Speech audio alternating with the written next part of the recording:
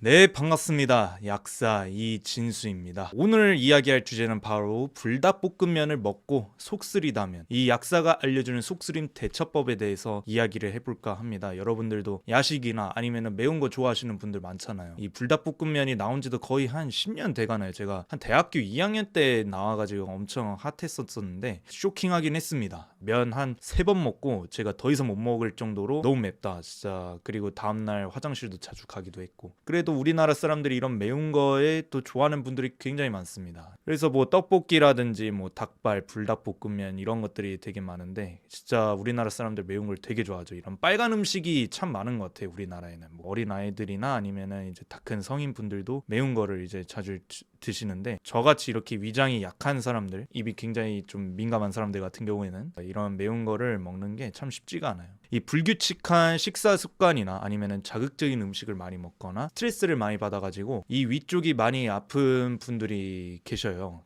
이런 현대인의 잘못된 생활 식습관에서부터 일단 나오기도 하고, 그리고 또 매운 것도 이제 잘 드시니까 이런 커피나 담배, 술 이런 것도 결국에는 속쓰림을 유발하는 물질 중에 하나가 될 수가 있거든요. 이 약국에서 속쓰림을 해결할 수 있는 약들은 어떤 게 있을까 한번 이야기해 보도록 하겠습니다. 첫 번째로는 바로 이제 제산제입니다. 제산제 같은 경우가 이제 제일 우리가 생각하기 쉬운 이 속쓰림이 있을 때 먹어야 되는 약이라고 할 수 있는데요. 뭐 왼쪽에서 보이는 이 제산제들의 특징이 바로 이제 알마게이트 성분으로 되어 있습니다. 그래서 이름을 살펴보게 된다면은 알루미늄과 마그네슘염 이 둘을 글자를 합해가지고 알마게이트가 만들어졌다고 보거든요. 우리 몸에 이런 위쪽으로 타깃을 두어가지고 제산 역할을 해주는 약들이 있습니다. 분비된 위산을 직접적으로 중화를 시켜가지고 무기성 중화제로 이루어져 있고요. 하루에 3번씩 한 포씩 드시게 해가지고 이 위산이 속쓰리지 않도록 억제를 하는 이런 약 중에 하나가 될 수가 있습니다. 하지만 이런 제산제 같은 경우를 또 많이 드시게 되면은 우유 알칼리 증후군이라는 것이 생기게 됩니다. 이게 어떤 거냐면은 이제 과량의 칼슘과 제산제를 복용을 했을 때 우리 몸에서 이제 고칼슘 혈증이 나타나가지고 생기게 되는 질병 중에 하나이거든요. 자주 드시는 거는 아니고 정말 위가 속쓰릴 때만 긴급적으로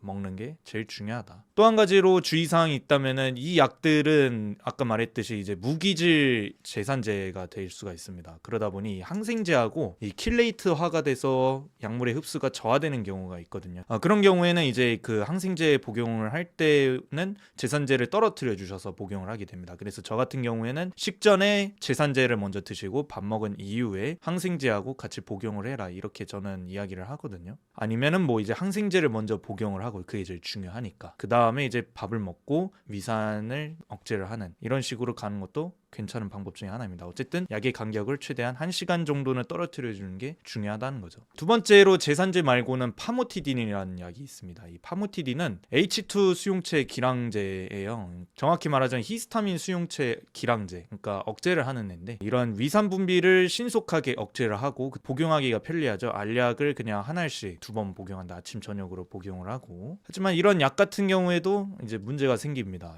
신장의 환자나 아니면 심질환 환자, 아니면 간이 좀 문제 있거나 아니면은 고령자인 분들, 아니면 임산부 분들 같은 경우에는 이 파모티딘을 자주 장기적으로 복용하는 것은 굉장히 조심스러운 부분 중에 하나가 될 수가 있어요. 그래서 내가 이제 포로된 걸로 이제 제산을 시키겠다라고 한다면은 아까 말했던 그런 제산제 알마게이트 같은 거를 드시는 게 좋고, 그리고 그냥 난 알약으로 그냥 먹겠어라고 한다면 이 파모티딘도 굉장히 효과적인 약 중에 하나가 될 수가 있습니다. 참고로 이 파모티딘은 장기 복용을 할 때는 주의사항이 있습니다. 한 일주일 정도만 사용하라는 것을 저는 추천드리고요. 세 번째로는 알긴산 나트륨입니다. 아까 말했던 그런 알마게이트하고는 완전 다른 약이에요. 그래서 이거에 대한 에피소드도 있는데, 제가 약국에서 그 전역하고 나서 일을 했을 때 처음에 이제 처방이 나왔을 때 알긴산하고 그 알마게이트가 서로 뒤바뀌어져서 약이 나온 게 된 겁니다. 제가 그때 당시에 이제 투약을 했었어야 되는 건데, 투약을 할 때 저는 좀 긴장을 많이 했어가지고 이 알긴산이 나갔어야 되는데 알마게이트가 나가가지고 환자분이 다시 한 번 더 재차 물어봤던 게 기억이 나요. 진짜 자기가 알긴산을 받아야 되는 게 맞는데 왜 뭔가 다른 게 나온 것 같다라고 했는데, 제가 대체조제를 했어야 된다라고 이야기를 했는데 좀 터무니없는 실수 중에 하나였죠. 그래가지고 평생의 흑역사 중에 하나인데, 그래서 저는 이 알긴산 나트륨을 잊을 수가 없습니다. 그래서 이 알긴산 나트륨이 단일 제제로는 이제 전문약으로 맡겨놓고, 이제 복합제로 탄산수소 나트륨하고 같이 나오는 게 이 왼쪽에 나오는 약물 중에 하나가 될 수가 있어요. 모습을 보게 된다면 되게 이제 구조가 복잡해 보이죠. 다당류 형태로 되어 있다라는 겁니다. 알긴산이 거미줄처럼 이렇게 구조망으로 형성이 되어 있는데, 이 갈조류에서 추출한 다당류 형태예요. 그래서 물과 결합을 하게 되면은 아주 끈적지득한 그런 계를 형성을 해가지고, 이 위쪽을 보시게 되면은 이 빨간 부분 있잖아요. 이 빨간 부분에 이 위산이 역류를 하기 전에 이 결층이 하나의 가림막 역할을 합니다. 그러니까 방어막 역할을 해가지고 위산이 역류하지 않도록 계를 이렇게 단단하게 형성을 해가지고 거미줄처럼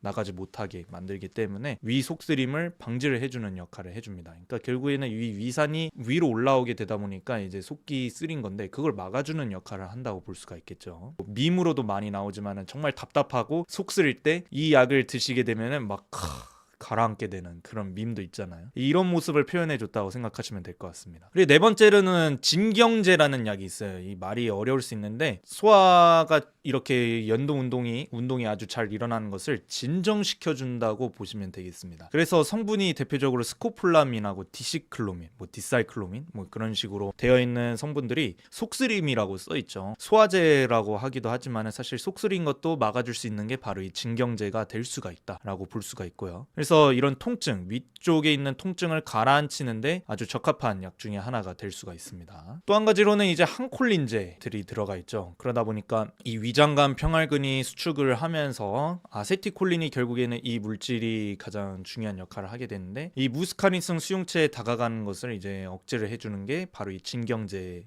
약물들이 될 수가 있다. 그리고 또 파파베린이라는 성분도 있는데, 이 친구도 결국에는 이 포스포디에스터라제를 억제를 해가지고 이 위가 이렇게 쪼그라드는 이런 경련, 완전히 꽉 잡혀있는 이런 힘주는 상황을 완화를 시켜줌으로써 좀 더 편하게 만들어주는 성분이 들어가 있기도 해요. 마지막으로 이런 한약 제제들도 있습니다. 바나사심탕 아니면 소채환 이런 것도 있는데, 이 첫 번째로 이 아래쪽에 보이시는 파란색 소채환 같은 경우에는 위장관 연동 운동을 굉장히 높여주게 됩니다. 그러다 보니 이 정체된 음식물을 이런 소화시키는데 도움을 주기도 하고요. 이 위장관의 운동을 좀 더 잘 해줌으로써 빠르게 위산을 사라지게 해주는 그런 한약 제제가 될 수가 있어요. 그래서 가루로 돼 있어서 하루 3번씩 한 포씩 드셔주시면 좋고요. 이 바나사심탕 같은 경우에는 이제 위장관 연동 운동을 똑같이 이제 높여주기도 하는데, 이게 되게 독특한 게 제가 정보를 찾아봤을 때는 세균 감염에 의한 위장관 증상을 완화를 시켜준다고 합니다. 그래서 음식을 잘못 먹었을 때, 날 것 중에서도 굉장히 맵게 드시는 경우도 있잖아요. 그런 경우에는 이런 세균 감염에 바나사심탕을 써보는 것은 어떠신가 라고 생각을 하게 됩니다. 마무리를 하게 되자면 이제 속쓰리다면 진짜 아프지 말고 참지 말고 약국에 가셔서 이런 속쓰림을 해결할 수 있는 약들을 한번 구입을 해보시라 이야기를 하면서 저는 이번 영상을 마무리하도록 하겠습니다. 모두들 위 건강 잘 챙기시고요. 약국에 오셔서 상담 한번 받아보세요. 이런 위 속쓰림은 빨리 제때 잡거나 해야지 병원에 갈 수도 있는 이런 길을 만들어줄 수 있기 때문에 여러분들도 건강 잘 챙기시기 바랍니다. 다음 영상에서 뵙도록 할게요. 안녕.